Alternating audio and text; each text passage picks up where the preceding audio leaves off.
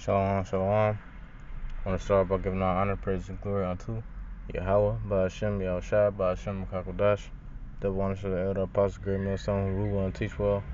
Because I shalom to you, brothers, as well as your few sisters, might be tuning in and listening and learning.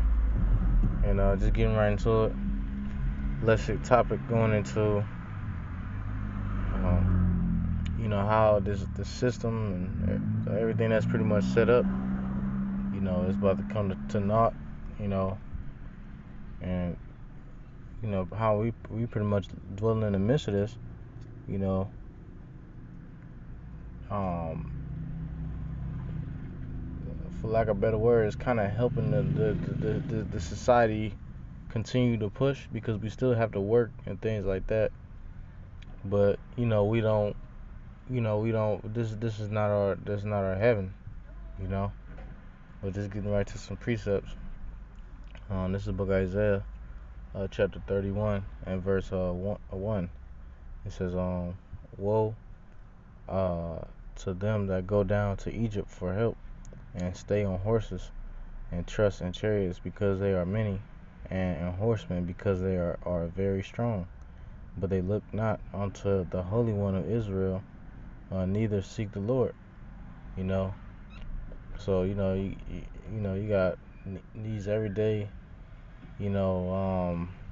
people who dwell in the midst of this kingdom, and they can't see having no downfall or anything like that. They think that since America has been on the road that it has been for the last couple of years.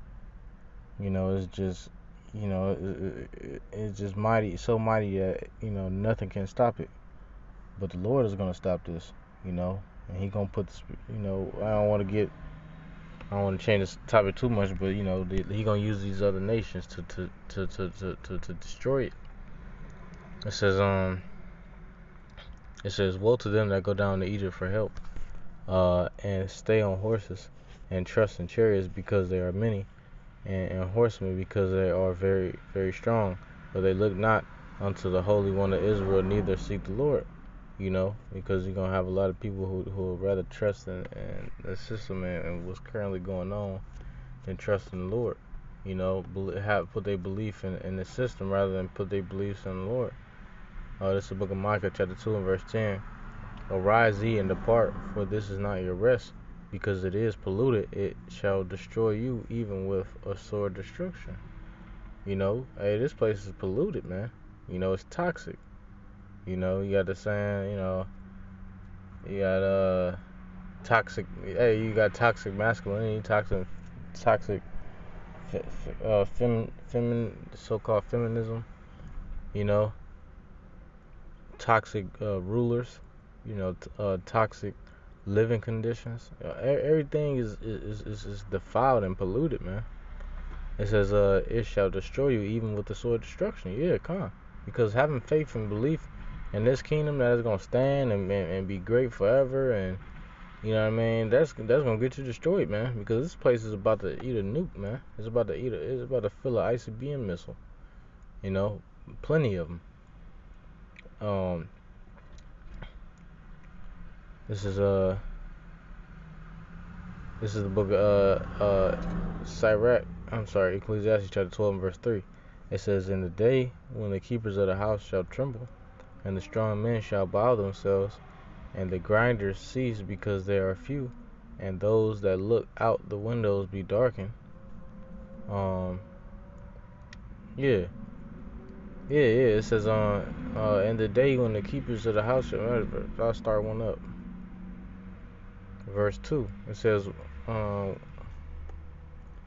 gonna start at 1. It says, remember now thy creator in the days of thy youth, while the evil days come not, evil meaning the time, and ill meaning bad.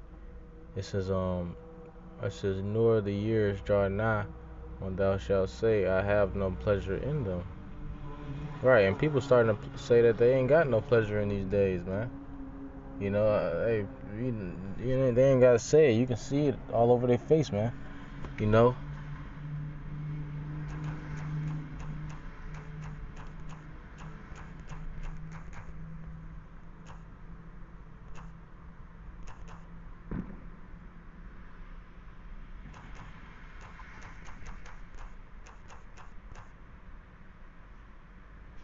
This book Isaiah chapter 24 and verse 8. The mirth of tabret ceaseth, the noise of them that rejoice endeth, the joy of the harp ceaseth, man. So the mirth of this land, all the bread and circus, that's coming to a low, man. Things is getting real serious out here. People trying to figure out when they going. It's about to get close to people trying to figure out where they gonna get their next meal. It's getting close to people trying to figure out. People trying to figure out, how they gonna have transportation. Hey, some of these things already going on, but it's gonna get even more tighter and tighter. You know. This is the book of Jeremiah, chapter 51, and verse 9. It says, "We would have healed Babylon, but she is not healed. Forsake her and let her go, every one into his own country. For her judgment reacheth unto heaven, and is lifted up even to the sky." So yeah, we would have healed this place, man. But it's not really much we can do. What we gonna do about, the stock of food depleting. You know, what we gonna do about the truck drivers, not getting paid enough for the amount of work that they got to do to try to make sure that food is getting to the storehouses. That's why the scriptures say that the storehouse is gonna be empty. Because different things that's gonna have a domino effect to other things that's gonna knock this kingdom down. You know, the Lord destroying this place. He destroying it in the midst of it. The economy and everything, and then he gonna destroy it physically with those thermonuclear missiles. You know, what it says, we would have healed Babylon, but she is not healed. Forsake her and let us go, every one into his own country. Hey, we would have healed Babylon. Like, shit, brothers try to do what they can to try to help people and try to, which that's limited, because we understand that most of these people about to die anyway, because they impulsive. They just want the flesh to prosper. They can care less about anything spiritual, anything about Yahweh Shemel Shah. So we always keep that in mind. But Jake, we are like a merciful type of people. Lord, he put a certain spirit on the nation of Israel. So even Jake and the truth, who understand all these things that's about to happen, to try to do something to help certain people or certain situations or whatever. But even with that, it's gonna be limited, because how much of a squeeze that is about to be for not only us. I mean, not only these people, but for us as well.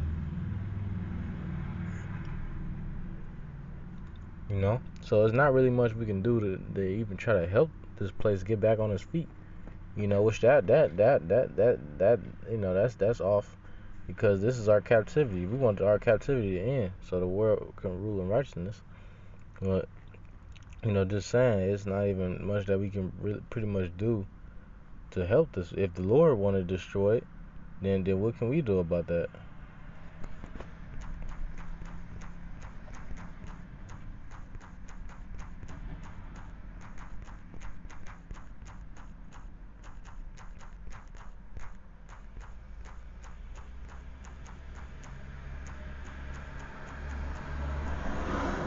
This is the book of Amos, chapter 9, verse 8. Behold, the eyes of the Lord are upon the sinful kingdom, and I will destroy it from off the face of the earth. Is not this kingdom sinful as can be?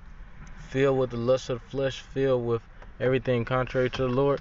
The Lord, his eyes is upon that. Matter of fact, the scriptures say that the eyes of the eyes of the Lord are 10 times brighter than the sun. You gotta get that.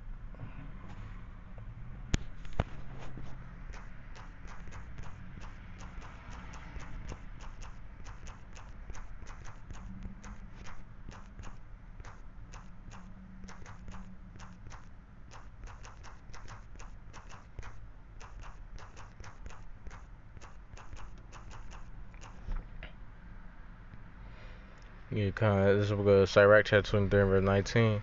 Such a man only feareth the eyes of men, and knoweth not that the eyes of the Lord are 10,000 times brighter than the sun, beholding all the ways of men, and considering the most secret parts. Yeah, the Lord know these people insecurities, these people, privacy, everything, man. But they don't they still don't consider that that they shouldn't fear men. They shouldn't fear Esau. They shouldn't fear the nigga on the block, but they should fear Yahweh Shemel Shah. But the point being, the eyes of the Lord are 10 times brighter than the sun, and he beholding all of this, like the scripture just read in Amos chapter 9 verse 8. It says, "Behold, the eyes of the Lord are upon the sinful kingdom." The Lord called this a sinful kingdom. This is a sinful kingdom. You can do any and every sin that's in the scriptures in the midst of this kingdom, man. If it's off, then you can do it here. It says, "And I will destroy it from off the face of the earth, saving that I will not utterly destroy the house of Jacob, said the Lord," which we know that is going to be a remnant that's going to be delivered out of the destruction of this kingdom.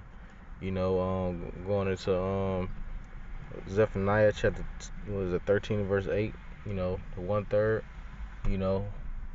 So you're gonna have a specific amount of people who gonna be delivered from the destruction of this kingdom. Brothers and sisters and children.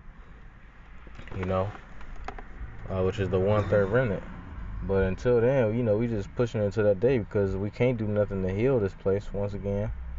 Or nothing. This sinful kingdom is not for us. Matter of fact, we waiting for a kingdom for righteousness.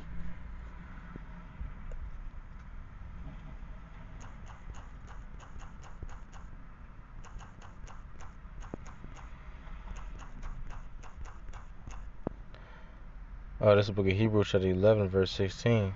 It says, "But now they desire a better country that is and heavenly, wherefore Yahweh Shem Shah is not ashamed to be called their power, for he hath prepared for them a city." Yeah, so hey, we desire a better country than this bullshit that we see today, man. These fucking devils, making trillions and zillions of fucking money to the point to where they can buy every fucking singular person on the earth a Lamborghini or a new fancy penthouse. But these devils will keep it to themselves, and we just here left to suffer, man. So we desire a new country, man. This kingdom ain't shit. This kingdom ain't benefiting us shit, man. We ain't inherit shit here, man. But the Lord is about to give us a kingdom that we can dwell in righteousness, forever. It says that is in heavenly, wherefore Yahweh shall not ashamed to be called their power, for he hath prepared for them a city. And that's what's being prepared as this kingdom falls. Our kingdom is being, set right side up. Once again for good this time. And we about to be ruling in the kingdom. Lord's one of those men. Starting with the house of David. We about to be ruling forever. Why? As the more this kingdom falls down, the more we about to get our kingdom. But Lord, Lord willing, this is edifying to an elect member. Thwadi Yabashina shall forgive me the spirit of this lesson. Want to say Elder Apostle Kerry Millstone. Until next time, I say Shalom, Ababa Ball.